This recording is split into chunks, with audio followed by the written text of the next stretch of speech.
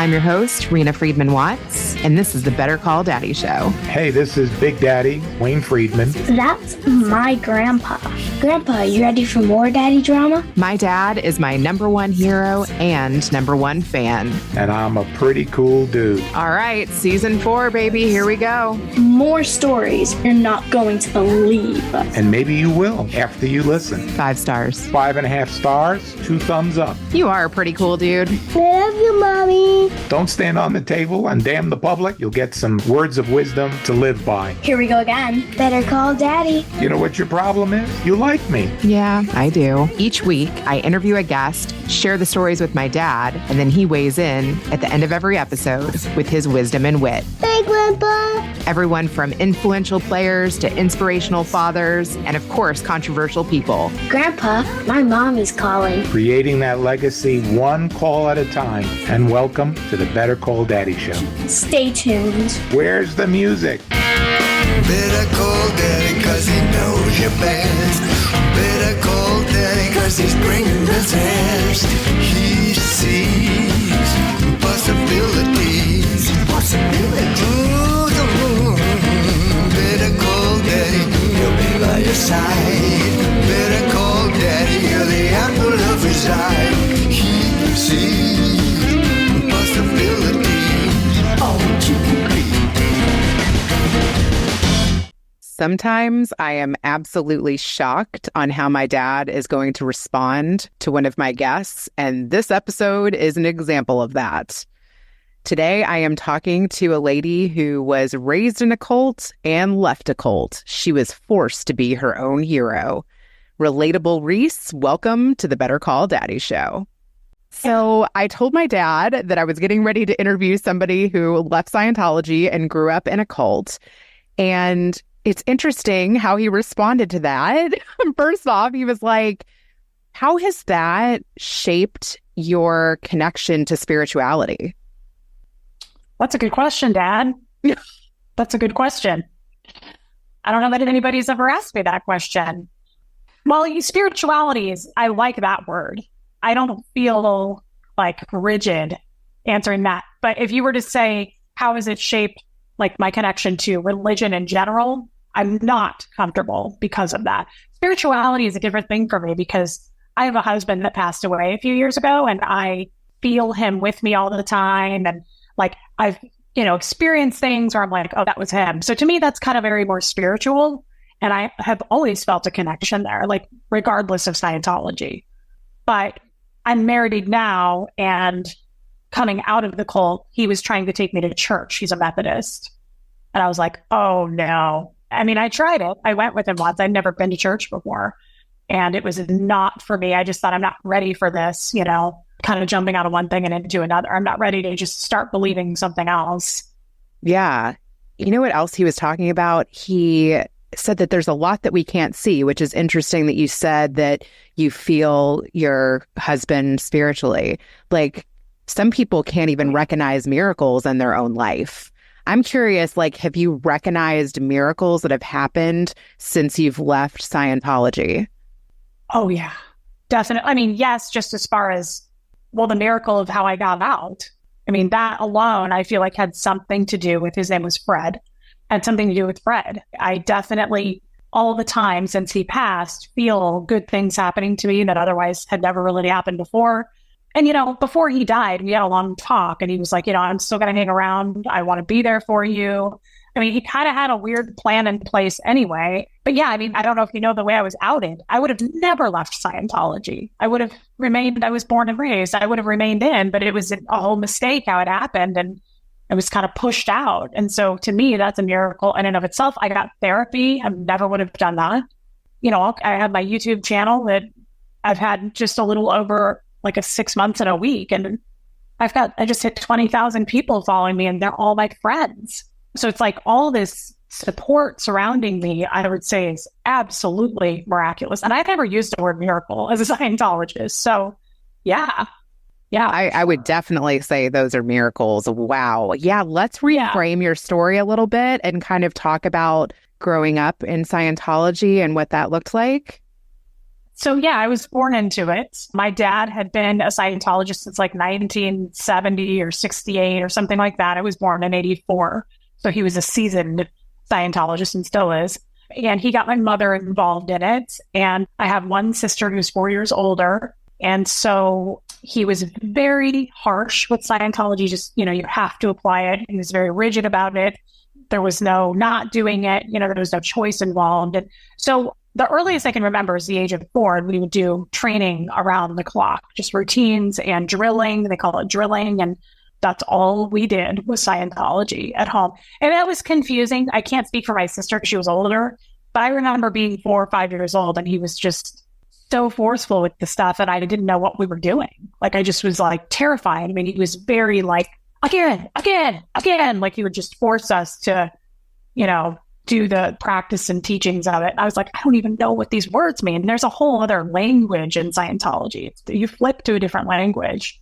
And so I didn't know what they meant. And I don't know how much you know about it, but like, if you get ill at all, like a cold, if you stub your toe, if you, get in trouble at school, it's called you pulled that in. Scientology believes that what did you do harmful? What kind of a harmful act did you commit to pull that in? So that's another constant, is you're kind of under a flashlight in Scientology, giving up your crimes all the time. So, I mean, I remember being 6 years old and I was just sick, and I think I was in first grade, and my dad was like, well, what did you do? And no TV, like, it's a real punishment if you're sick. Like, you're a lower degraded kind of person if you're ill. So, a child, I remember him being like, what did you do? What did you do? And he would try to pull past life crimes. So, like, I'd be like, I don't know, I don't remember. And he'd be like, well, what did you do before this life? What did you do before you were born? So, like, really just toxic. Like, I have a 14-year-old now, Rita. So it's like, I'm a mother. I've raised a child. I can't imagine talking to my kid that way, talking to any kid that way, not even my own. Yeah, I'm a mom too. That is scary. Fear. Yeah. I remember my biggest memories were just being like cowering, just scared, because it was this constant, like, what did you do?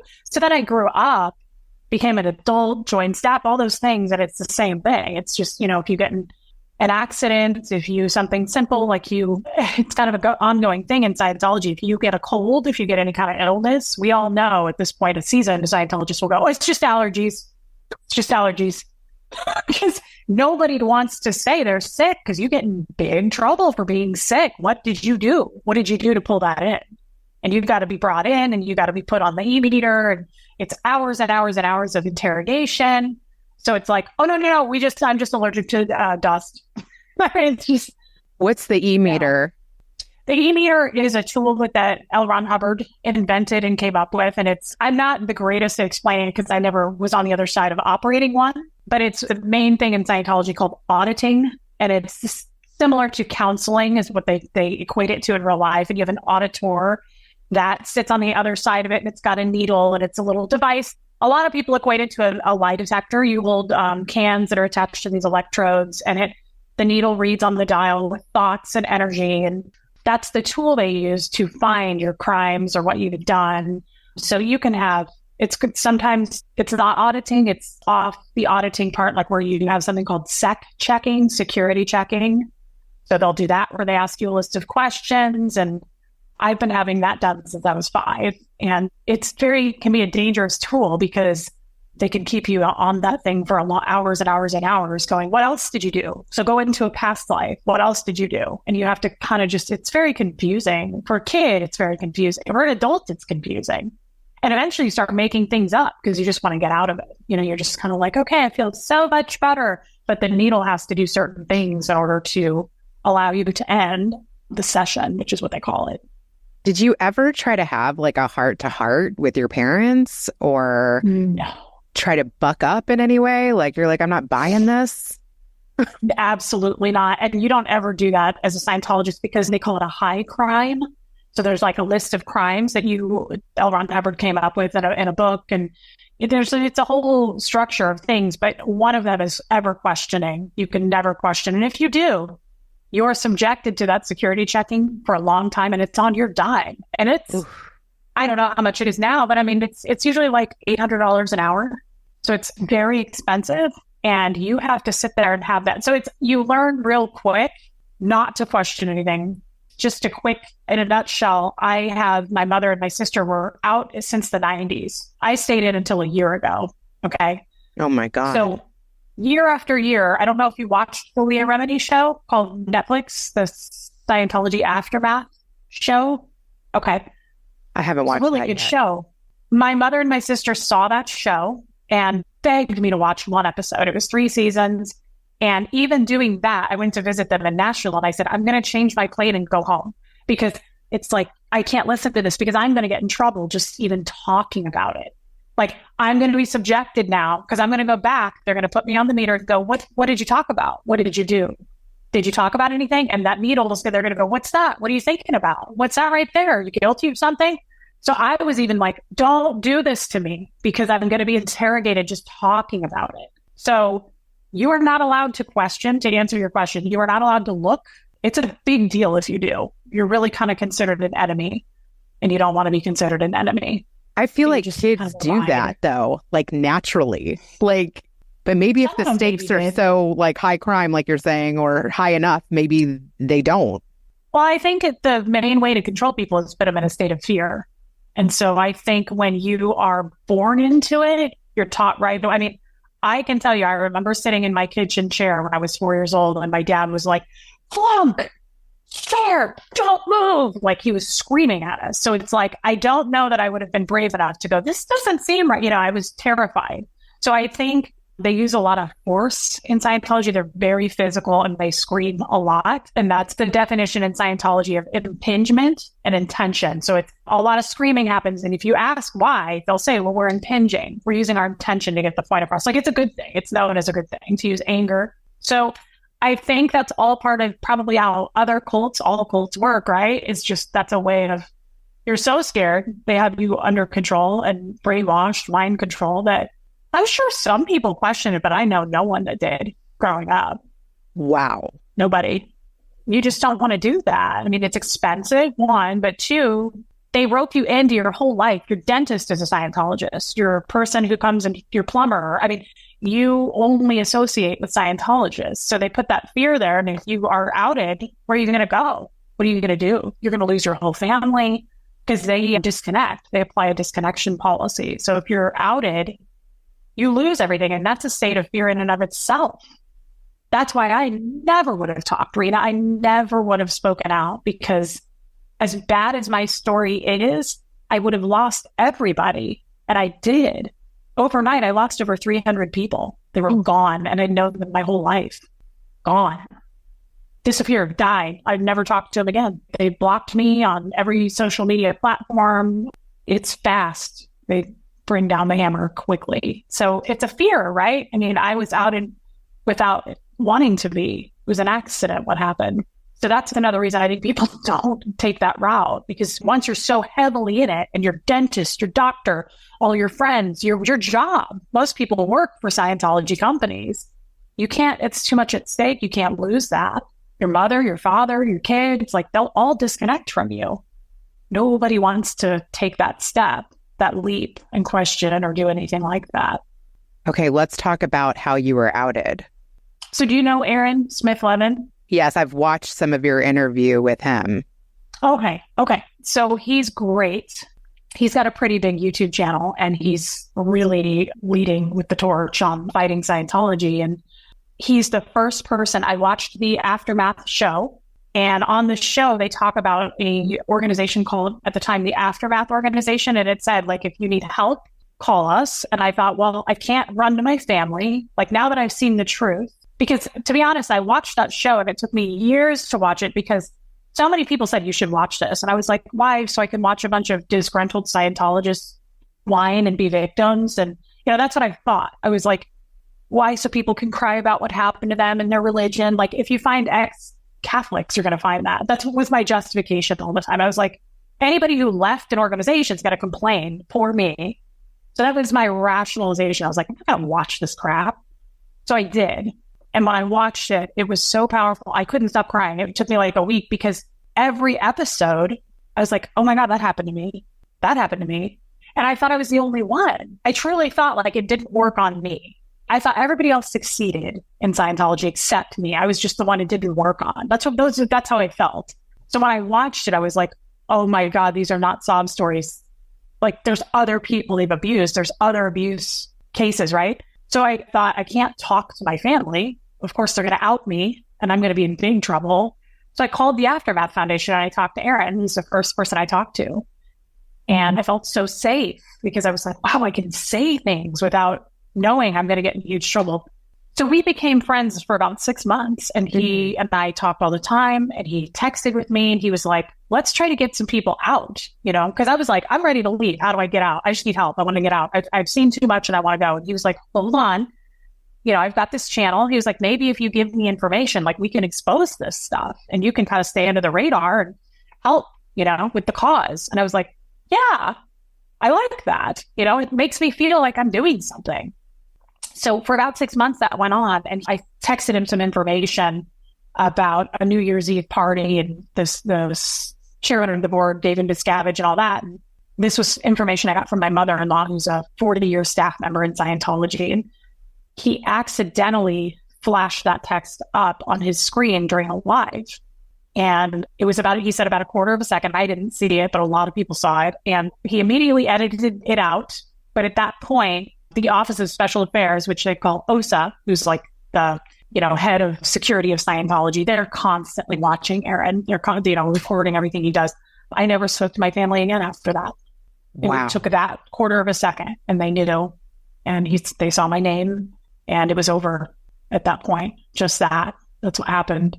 So it was a total mistake. And Aaron called me and he goes, I don't think they saw it. He said, I edited it out. I think we're safe. But he was frazzled. He was super rattled telling me the story. And I was surprised I wasn't. I just said, well, I was like, if this is how I go, and I guess this is how I go, let's hope that that's not the case. And I was pretty reassured by him that that's not going to be the case. And they were gone. So that's how this all started. And he convinced me to start a YouTube channel and speak about it. He was like, you might as well, it's out there. So I did. And it's been really therapeutic for me. I have to be honest, just talking about it, seeing a therapist, which is a huge no-no in Scientology. And so, but that's how I was outed. Yeah. Is your therapist at all formerly involved with Scientology at all? No. And he doesn't know much about it, which is interesting. I've seen a couple of therapists to get to the right one. I wasn't comfortable with the first couple. Every single one I've seen, and that's another thing Scientology, when you're in, they teach you is therapy's the devil and, psychiatry is trying to take us down. And once you get out of the bubble and see, they don't even really, it's not big enough to even really know what it is. All 3 therapists I've ever seen were like, we've heard of it, but it's not even really a thing for them. They're like, I don't know. Yeah. So I kind of enjoyed that I was like, oh, it's not as big. Scientology, gets you to believe, you have blinders on and you're not allowed to look and you can't go to Google. So they get you to believe real quickly that we're making serious progress and we're clearing the planet and saving everybody. And I think my channel is bigger than there are actually Scientologists active. So if that tells you anything. Interesting. More people. And I don't have a very big channel. So it's okay, yeah, that's good to know. What made you want to tell your story? Because you could have been blown up and then you could have gone to the therapist and kind of been a mom and not been public with it. Why did you want to share your story? So Aaron, after he flashed my name and after we saw the fallout of what happened there, I think a little over a month went by and he was kind of talking to me. And I know he felt terrible and he knew everything that was happening in real time. And he was like, I really think your story would be a powerful one to tell. Mine's a little different because I was a minor. I was underage and I was 14 having sex with a 24-year-old on staff at the church. And so he was like, yours is a little bit more powerful. And I think it could reach more people and maybe get someone who's watching under the radar like you were to know that happened to me too. Kind of like me. I was like, that happened to me too. It woke me up. So that alone took a few weeks for me to think about it. And I said, I don't know that I want to share it. I'm dealing with the effects of losing everybody I don't know. I just thought, I'm out. It's over. It's done. I lost everybody. And I thought, well, this isn't going back. I'm never going to get them back. So I might as well share and see who we can reach to go, that happened to me too. And it's wrong. and I've been told it was okay, and it's not. And so I thought, I really want to help somebody. If I could reach one person, and so I'm glad I did it. I'm really glad I did it. And it felt good for me to get that weight off. I've never, ever talked about it with any non-Scientologist ever. I mean, it's been well known within the church. I've complained, I've reported things, but nothing's ever been done. So it felt really good to be heard and validated by people who actually cared. Love that. Yeah. What happens if you do report it within the church? I reported. So the guy that I slept with when I was 14, I was on staff. I was pulled out of 9th grade and put on staff. And I immediately got a boyfriend who was on staff. He was 24. And we were together for 2 years. And it was well known. I mean, people knew. My dad knew. Everybody knew.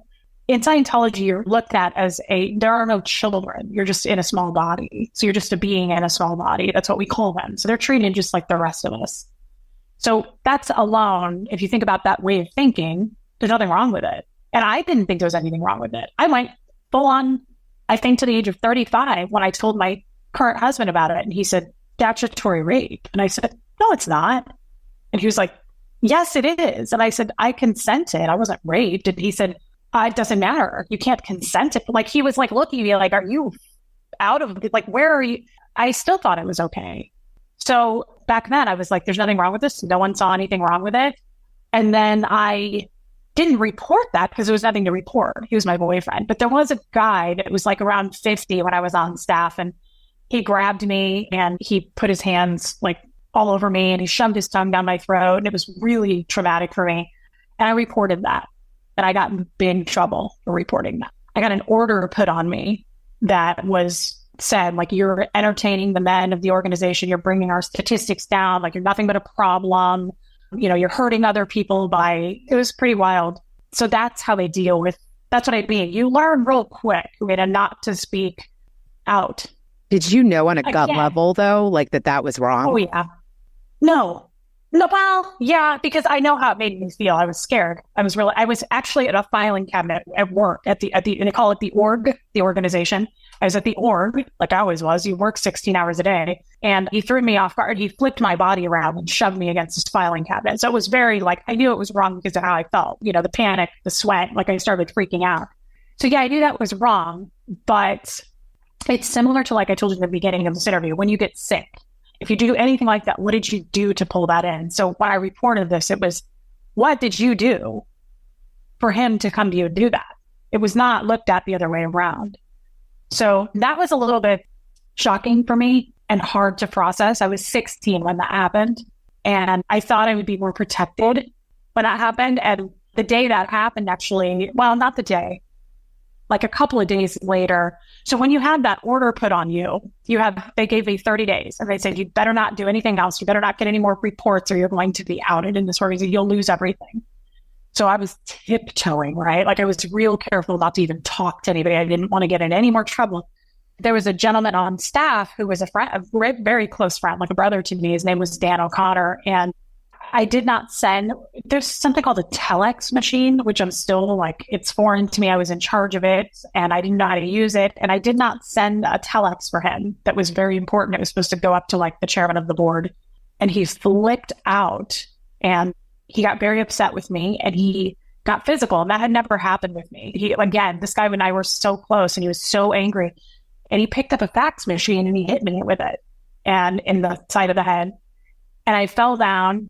And he got on top of me, and Dan was a large man, and he got on top of me and he was sitting on my stomach and he was choking me. He hit me in the face, and it was so traumatic. Again, I'd seen these things happen. There's a lot of objects thrown in Scientology, a lot of rage, but I had never taken part in it. I'd never hit anybody myself, and I'd never been hit. So this was shocking for me. And I was trying to scream and no one was there. And his mother came in, who was really like him, very, very aggressive, very abusive, physically violent. And there was another person that came who's since passed away. And they were standing there and I said, please get him off me, help me. And I was struggling to breathe. And his mother pointed to me and she said, look at her. And she kind of nudged the lady next to her and she said, she's fucking out to lunch. And that's all that was said. But that's not unusual if you know Linda Nelson. That's his mother. And I think this whole thing lasted maybe 5 minutes. And Dan got off of me And he went with the two of them, and I immediately shut and locked the door. And I was so rattled. Again, this had never happened to me. I kind of skated by without being abused like that. And I called my father in Omaha, and I was very close to my dad at this point. And I couldn't hardly talk. And I just remember like saying like, and I was trying to breathe, and he was like, what's going on? And I said, he hit me. And my dad said, oh my God, stay locked in that room. I'll be there in 3 hours, because it was a 3-hour drive. And anyway, the point is, my dad showed up. He got in Dan's face, and he was like, show me what you did to her. Hit me how you hit her. And he was very upset. And it all turned into this order that I had on me. So he said, I hit her because L.Ron Hubbard says, per policy, in a report policy, L.Ron Hubbard says he gave the guy a black eye because he was being out ethics. And so he was like, a followed policy. And the executive director of the organization came in, and she'd known my dad a long time, Maggie Kittinger. And she said, hold on, sit down. She was like, stop yelling at him. This is her fault. And she said, tell your dad what you've done.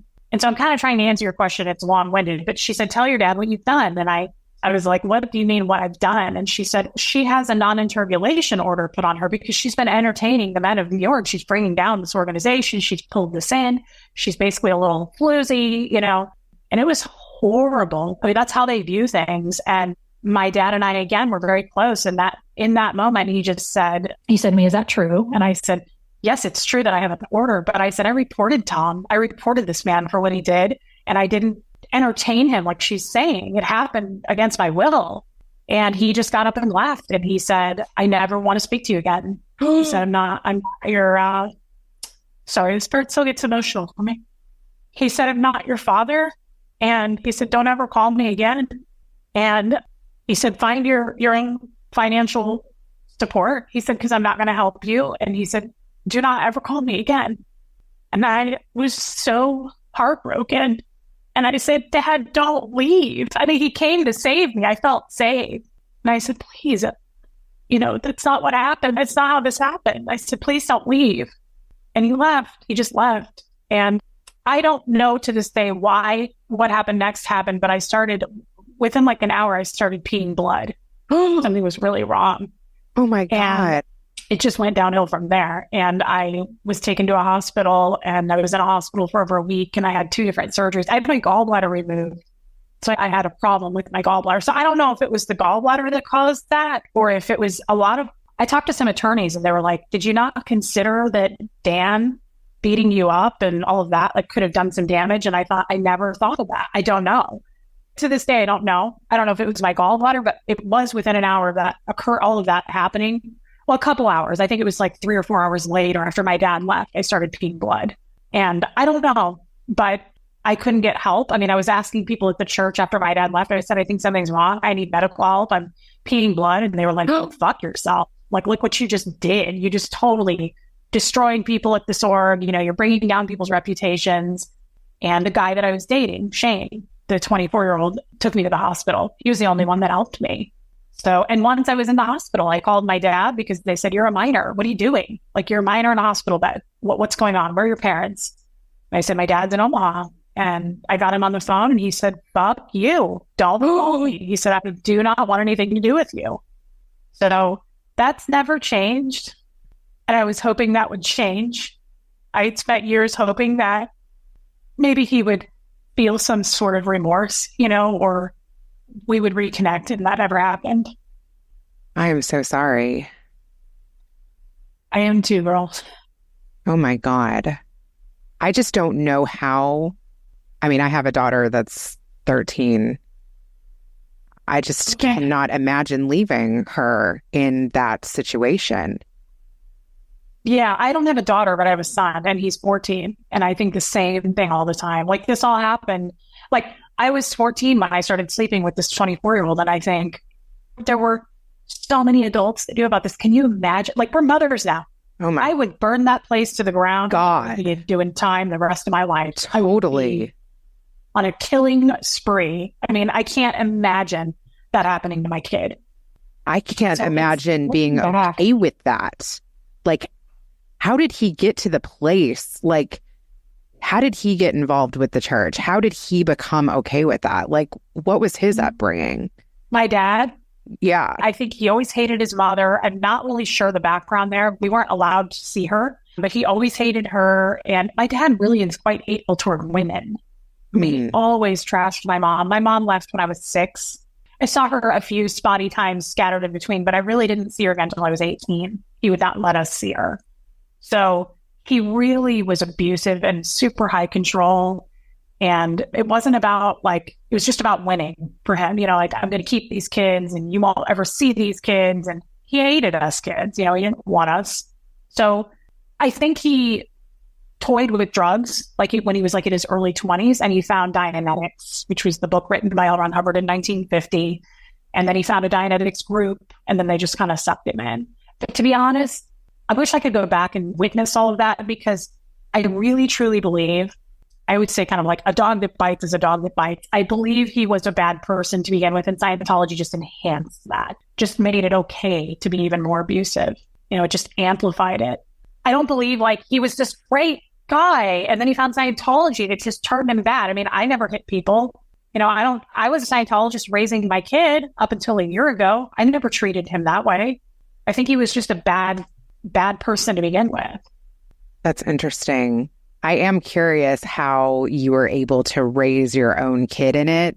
Were you able to do it in a more loving way or kind of protect him differently? Yes, I kept him out of it. I made it clear with my husband at the time, his father, and we were both raised in Scientology, and he has a horror story of that too. I mean, he could hardly talk about it. Michael, my husband at the time, he was just so many terrible things happened to him when he was a child. So we just agreed kind of just silently, we didn't make it real clear, but we're never going to, my son's name is Huxley.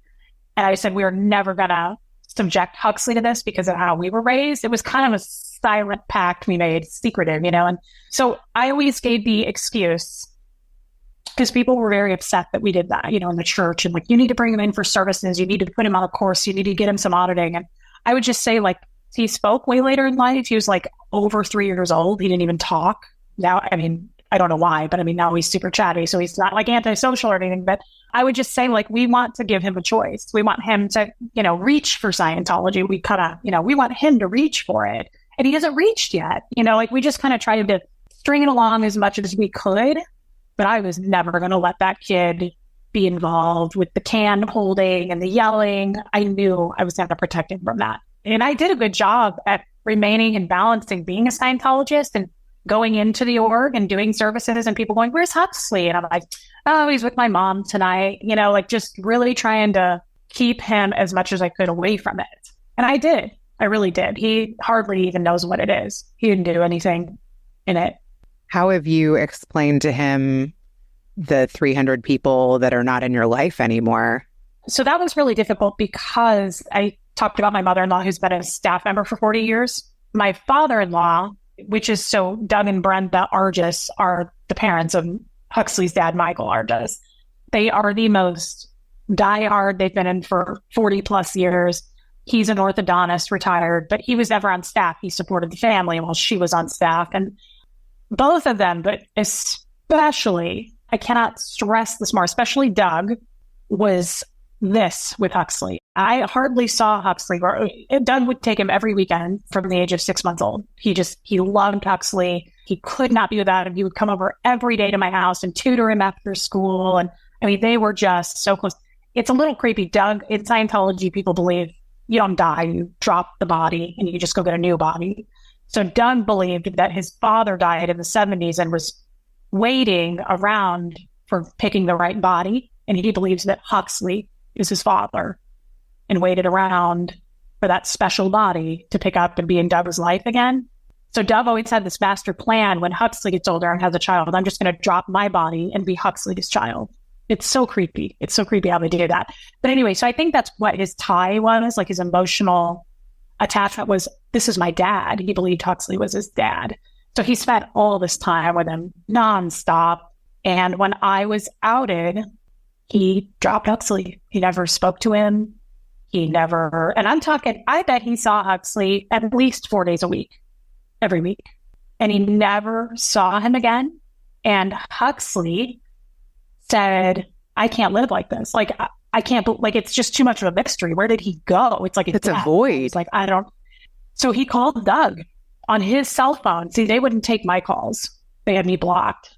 But Doug did not block Huxley. And I'll tell you, it was one of the hardest things. I could not. He called him on speaker at our kitchen table one night, and you could tell they got to Doug. Doug had zero emotion. He was very regimented and what to say. It's like he had been trained and coached on what to say if this phone call ever took place. And Huxley, my kid is, I don't want to say like he's a tough guy, but he doesn't cry. Like he's actually quite reserved. Like he's a man of few words as far as like I'd always say he's like a 50-year-old man. The kid has always gotten up at like 5:30 in the morning. He eats his own breakfast. He showers. Like he's just very responsible kid. He always has been. It's funny.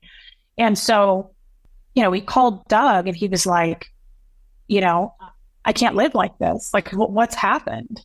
And he just lost it. Huxley just couldn't. He was like, like he was just hysterical. And that was so hard for me because I've never seen him cry like that. Like he just doesn't show emotion. He's always been this like, just, I lean on him for support most of the time. He's kind of my rock. He's like, well, let's consider that. Like, I don't know. Like he thinks things out. He's methodical. I love him. He's my everything. So, to watch him break down like that, you could tell there was so much heavy, like obviously like he just couldn't even control it. He just spewed out of his mouth. And it was so hard for me to listen to. I actually had to leave the room a couple of times and I was just trying not to cry. And he was like, you can't leave my life. He was like, please don't disconnect from me. Like and Doug had no emotion. He was 13 at the time, Huxley. And he said, I've known you for 13 years. He was like, but we've come to an end. And he was like, we won't know each other anymore.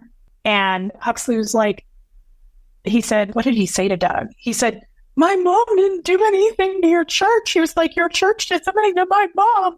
And he's like, why can't you understand? And it was so heart-wrenching. I love your son.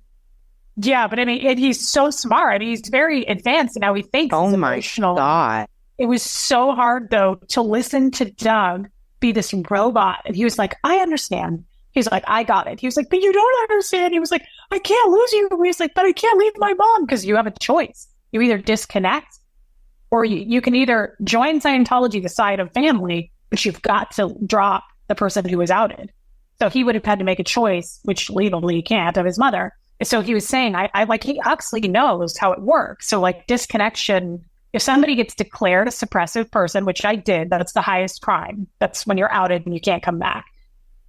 You have to disconnect from that person, their mailman, anybody who talks to them, anybody who knows them. You can't just disconnect from the person. You have to cut every tie.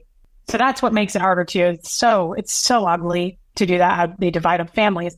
And Huxley knew that. So he was trying to like rationalize with Doug. And he was like, I can't leave my mom. He was like, but I don't want to leave you. And Doug was like, he said, we've had a good life together. He was like, I'm glad that I knew you. It's insane. I cannot believe a grandparent could say that. It was horrific.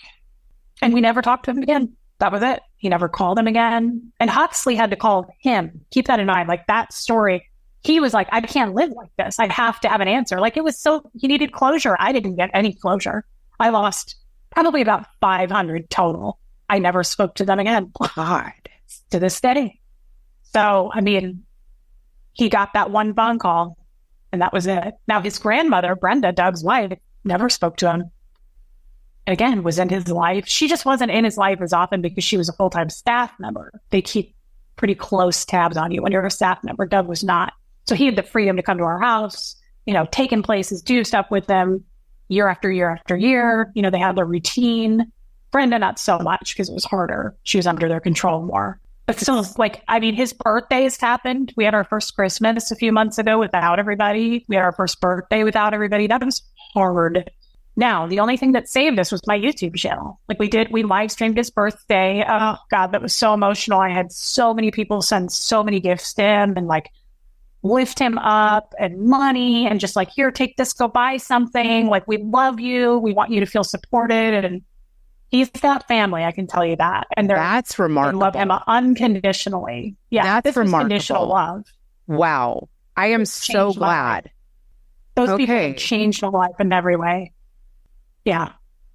to show love from across the world. I had people send things from Portugal, from Sweden, like everybody on that channel sent stuff to him. Like that's stuff that I missed out on my whole life. I had no idea that like people actually love people that heavily. My dad didn't even ever tell us he loved us. Like I never got a hug from my dad.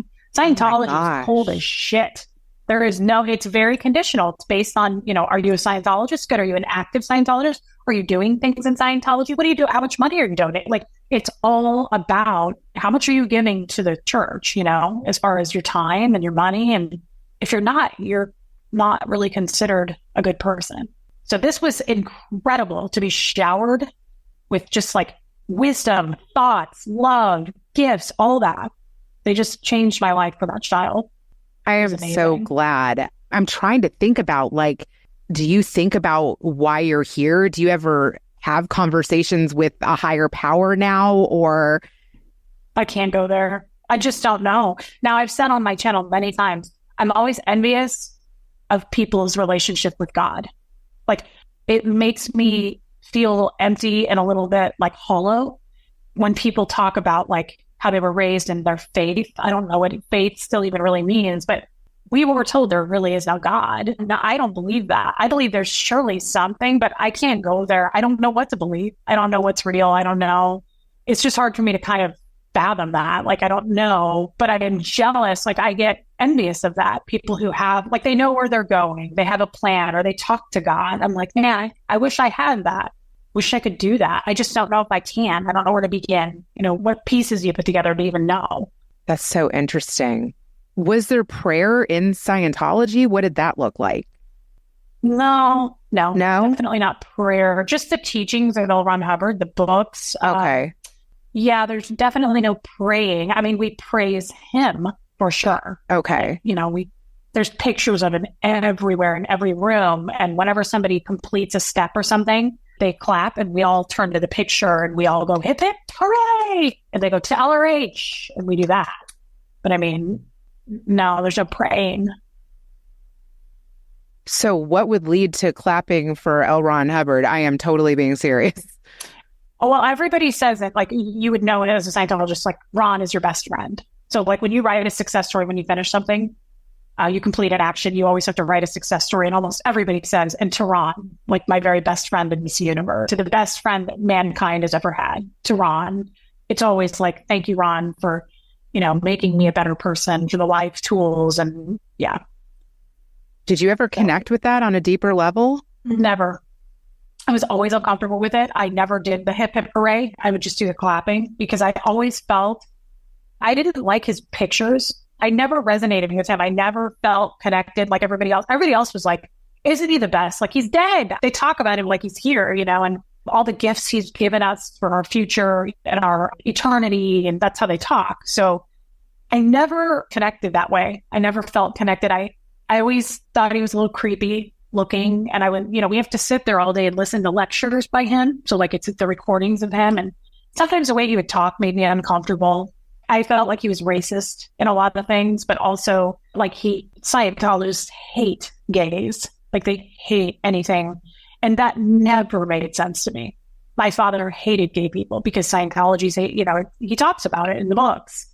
And I never agreed with that. So there were things that like tipped me off where I was like, I don't like this, but I never said it out loud. I thought, why are we racist? Why do we hate gay? Like, why? And he would talk about why, that they were a lower form of basically human, and they should all, he says it on Science of Survival, they should all be cast off and put on their island somewhere. So a lot of things I remember growing up thinking, I don't agree with this.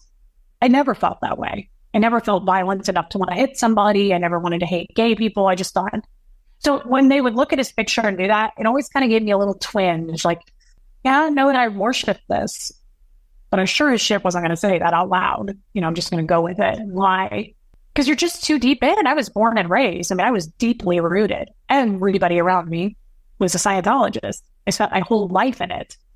Like, no fucking way am I going to be like, yeah, this guy's a sleazebag. And that's how I felt about it. Wow. Do you feel like Scientology is tied to your purpose here? Like, yeah. Like, do you kind of define yourself by it at all? Yeah. Yeah. I'm working hard on that every Monday in therapy to unpack it. I'm getting so much better. It's now been a year and 3 months since I've been outed.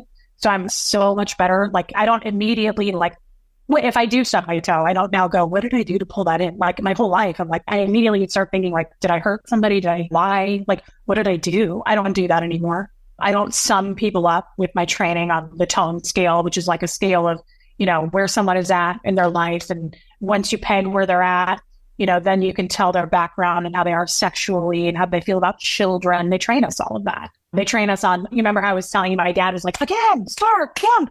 You're doing all these training drills to not have emotion.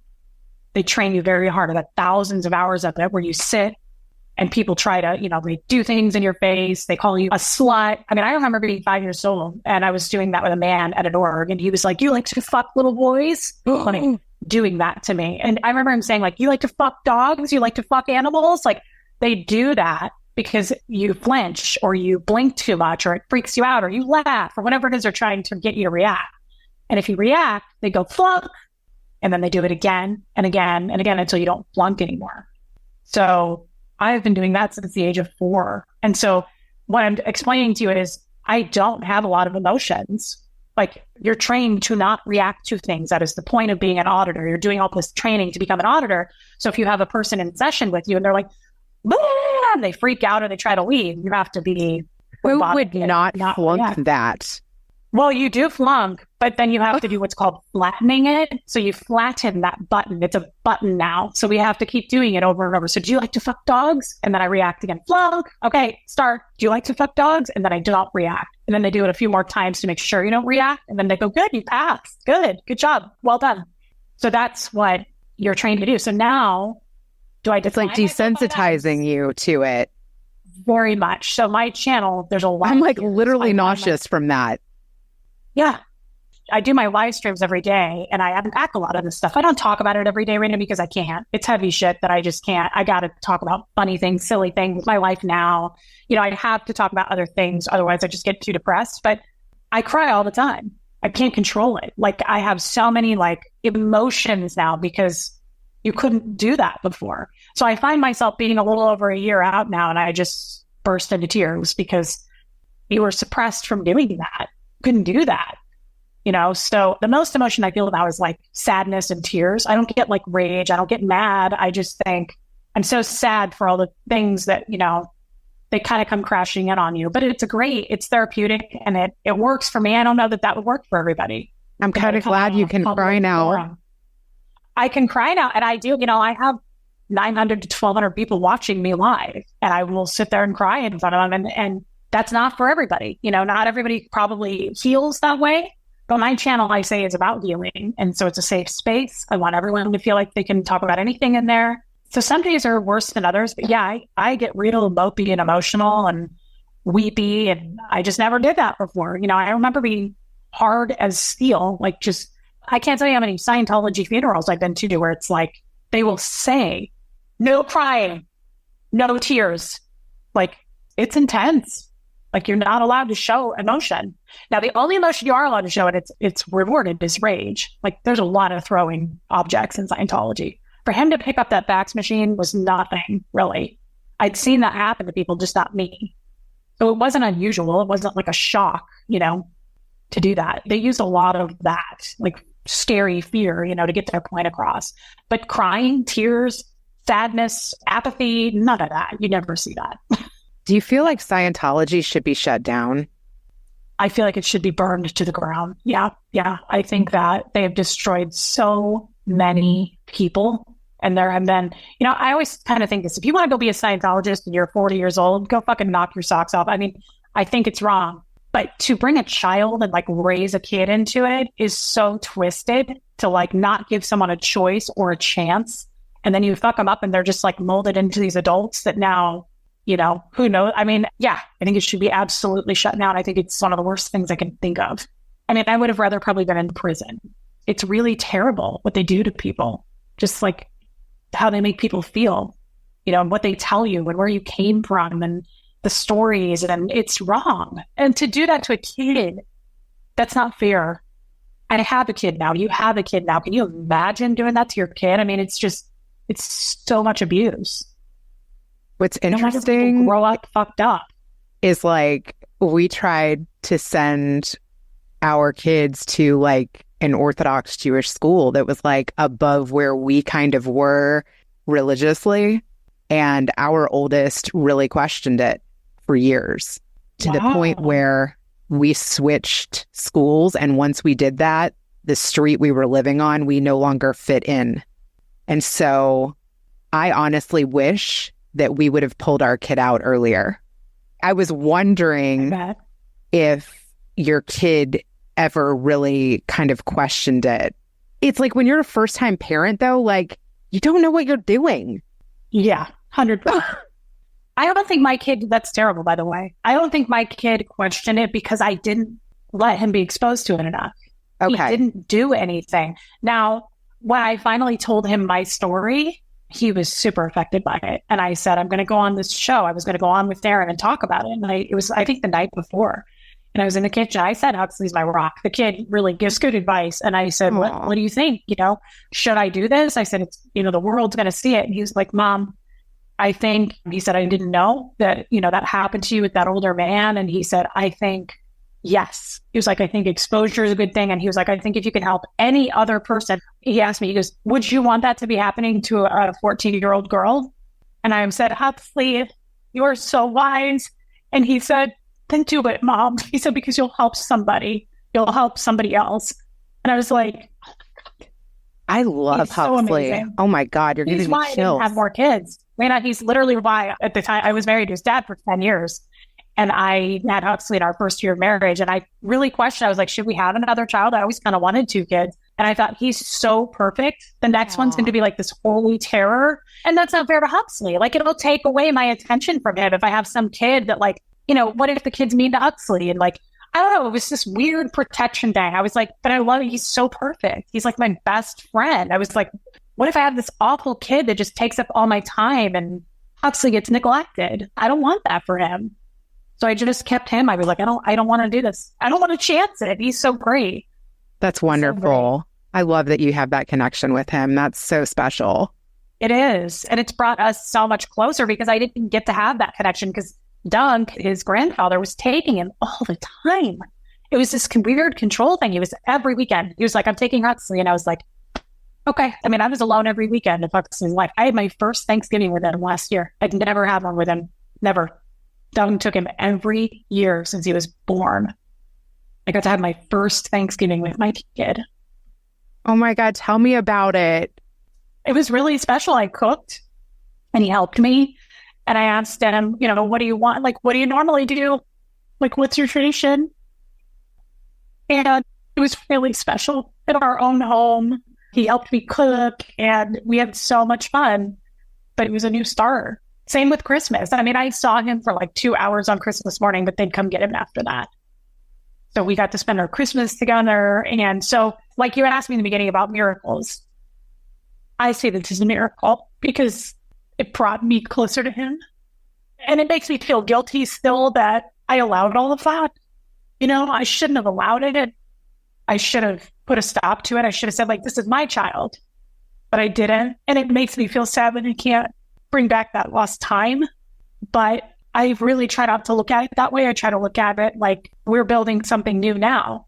And he's not your average teen that's like, Mom, get away from me. And we do stuff together all the time. He loves going thrift store shopping, and so do I. So he's like, you want to go hit up a thrift store? That's cute. Sport. He plays a lot of sports. So he likes to find like basketballs, baseballs, and baseball gloves and stuff like that. So all I can do is just kind of move forward. And I left all those people behind. They're not in our lives anymore. They're not coming back. So I just think like build something new with Huxley. That's all I can do. And he comes on my show all the time. Everybody loves him. He's like, hey guys, he just made the baseball team last week. And he's like, I made it. And everybody was like, oh, Huxley. Okay, we'll clap. We'll give a woohoo for that. Yeah. Yes. Yeah. So I mean, it's really, I couldn't have asked for something to fall into place the way it did. I mean, as much as it hurt me, I'm not harmed. I've got Huxley. I have all these new friends. I've got my channel, and it keeps growing. I mean, I just hit 20,000 and I'm so thankful for that because these people are not just watchers, they're not just subscribers. They're my friends. I talk with them privately. I mean, I spend a lot of time talking with them outside of the channel, and I've met some of them in person. I went to Seattle a week and a half ago for my husband's business trip, and I met like 18 to 20 of them. People drove up from Portland 4 hours to meet me. Like, just, they were like, we have to meet you. Like, they took me to lunch. And I mean, how special is that? I've never had friends before. So I was like, this is incredible. It's really unfolded into something good. I always thank Aaron. Aaron feels guilty, I think, to this day, you know, how it happened. And I think, of course he does, right? I mean, I would feel bad too. And I always tell him, I'm like, you saved me. You saved my kid. You know, if anything, it's like I had a life of it, but Huxley doesn't have to now. So if anything, it's like you did us the biggest favor. You saved Huxley from being in this. You opened my eyes, and it was worth it. It was totally worth it. I'm so glad you feel that way. And I can't wait to hear about like more traditions that you and Huxley create for the two of you. I know. I love him so much. It's so cool. We're just so much closer. I did not get to spend a lot of time with the kid. I would say 3 days a week he was with me. But otherwise, Doug came and took over. I mean, he just owned that, you know. They're very forceful in Scientology. So I would say, like, you know, maybe I'd like to spend some time. He's like, oh, we already have plans, so I'll pick him up. I'll be coming to get him. Like, it was just very, okay. And my mother all this time was like, don't let him do that. You know, don't let that happen. And that went on for years, and I just let it happen. So now, Huxley is still very sad about that. Like, I think he's shocked still. We all are. That guy literally disappeared. You know, huge part of our lives, and he's gone. But I think Huxley now sees the bigger picture, which is I've got my mom, and that's unconditional love. I see the difference now. He will say all the time, he said it on a live recently, someone asked him about it and said, how do you feel about that? I loved his answer because I thought, good, he's not blaming himself. He said, they made their choice. And I thought, well, that's powerful. Like, that's you being in charge of this instead of going, well, I don't know why they left me. I don't know what I did wrong. Like, he's not blaming himself. He was like, they made their choice. And I'd love for Huxley to see a therapist. And I tell him all the time about my success. And he's like, I'll let you know. He said, he goes, I channel it through sports.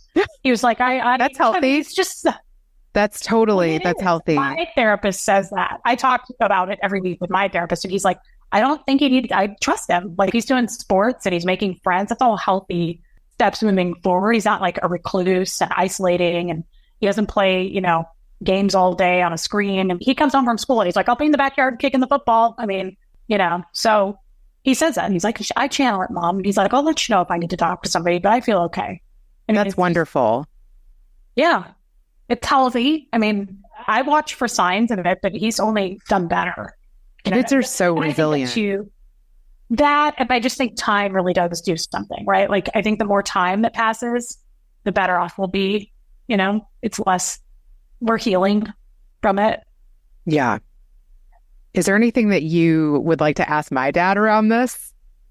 For your dad? I'd love to see your dad sometime. I don't know. It's so cool that people have dads who care. I don't have a specific question. I would really love to hear like his breakdown, his idea of like, you know, wow, obviously you have a cool dad. So, and I've always admired dads. I get a little sad when I see people have a relationship with their dad because I just think, God, that's not all I ever really wanted. I just really like dads. I think they're cool. And I love dads that love their daughters. It's so special to me. So that's all. No. You can adopt my dad. I love when people want to. Oh, I bet he's adorable too. You've heard from my mom. Now, let's switch it over to Grandpa. Got a few gray hairs again. I'm going to have to do a dye job. This episode gave you some gray hairs? Oh, boy. This was a lot to take in. And, you know, you asked her my first question about spirituality, and she had a very interesting take on it. Having your conscience be your guide, knowing that there is possibly a force out there, but not where it's forced on you. The irony is that God has given us choice. At the end of the episode, her son even mentions that they made their choice. This Scientology is based on human beings making up what they think the grid should be and what rules you should follow. but aren't they also made a choice of what they think right is from wrong? And even what a perfect person is supposed to be? And if you're a deviant to it, then you shouldn't be part of our clique or clan or cult, whatever you want to call it, where they want to come up with where they made their choices and everyone needs to follow their choices, where individuals don't have a choice. But that's not the way it really works, is it? If you force people to do your choice, how do you do that? You need an armed guard to force someone? You force it down their throat? And what if there's abuse that's going on? If there's abuse going on, their excuse is, you must have done something wrong. It can't be our philosophy that's wrong, that you're the reject. So, isn't that the way life is with certain people? Is that if something is going wrong, it can't be them. It's got to be something around them that's wrong. And usually when people think that way, they're the ones that are misguided and are wrong. You know, a father that brings you into this world, especially if it's a little girl, and I have a little experience with that, because I've done it 3 times. These girls are looking to you for guidance and an example. And even yours truly in his younger day. I grew up on the streets. I know what it is to also have parents and grandparents that if you did something wrong, where they give you a good swift kick in the ass or the belt or a good left forearm, okay? But the fact is that as time goes on, you have to realize that you are giving an example to your children and your children's children. That cycle needs to be broken. That cycle needs to be where we have to be able to mature our logic. We have to mature our understanding of all peoples if we want to be able to have some type of elevation to the human race. But this idea is that it comes from experiences. It comes from people having choice. And when it's lacking, then there can't be the same type of growth. You need people to have growth where they can think for themselves. It's not just standing on your own 2 feet and making money, but you want people to be able to survive out there and understand that the world offers so many opportunities to grow. We don't want to be robots. We want to be able to feel and have some emotion. That's why I mentioned the spirituality, because spirituality, that's what it's about, is to let your conscience be your guide and to know that there is a more powerful source out there. And this stuff couldn't have just happened naturally. It's beyond all the rationale of science. And for a group of people to think that they have all the answers, that's why I've said it's those type of people that are misguided. And maybe the strangest thing that I heard was that they still believe in some type of natural order that you can leave this earth and be replanted into a new body. How could that be scientific or logical? That would have to be also where all these people would have to believe that there is some type of supernatural way of coming back. That doesn't happen automatically. You don't read that in a science book. So there's a lot of hypocrisy that I saw in this interview. But what's nice about Reese also is that she was looking for just one simple thing from her father, and that was love and understanding. And if a terrible event happened to me, that my father would have my back. And for a father not to have your back or to rush to a scene to try to rescue you and then leave you in the forest or leave you with the animals to eat you up, that's just horrifying to me.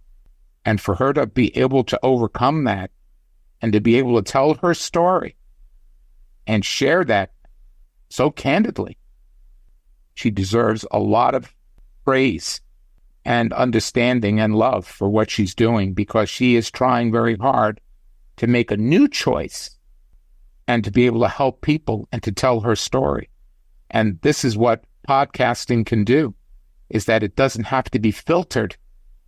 It can be real, and it can touch people where it's not mechanical or robotic, but it's human and humanized, the way for us all to communicate without filters. And it really helps us all. The more stories and the more people that have experienced certain things that they have in common, guess what? We can all be friends. We can all get real with each other and help each other our whole lives. We can really connect with people that feel us. And there's no science in that. That's love. That's understanding. That's humility. That's loyalty. And what she's been taught as a little girl is abuse and oppression. What kind of science is that? And yet, she still sees her son as a miracle and wanted to protect him of that. And that's all she asked for. That's all she asked for. And the truth of the matter is she's doing that. And I am so happy and glad that she has a son that has responded. And let's face it, the grandfather took that child every weekend, and he was able to distinguish the two different worlds. And he chose love and understanding, and understands what the word means of choice, and that you as an individual make most of the choices in your life, and there's no excuses to winning or losing. You make the choices, and your hard work, your understanding, your perseverance will determine your destiny. Not a group of men with a closed door with a couple of books where they think they're so smart. All right. I think you earned those gray hairs. Thanks. I'll try to get rid of them next week. Anyway, Reese, if my 2 cents of wisdom means anything, I'm happy to share it anytime. I think you're a very brave lady and have overcome some adversities that are just unimaginable. You're a hero. Thanks for listening. Now I think I'm going to go call my dad. I'll say goodbye and see you the next time. Thanks for listening to the Better Call Daddy Show. Join us weekly for new episodes and more daddy wisdom. Better Call Daddy is good advice always. Don't forget to like, subscribe, and share. You can also find special episodes on my YouTube channel, and you can listen on Apple Podcasts, Google Play, Spotify, Amazon Music, Alexa, or your preferred podcatcher. That's a wrap for now.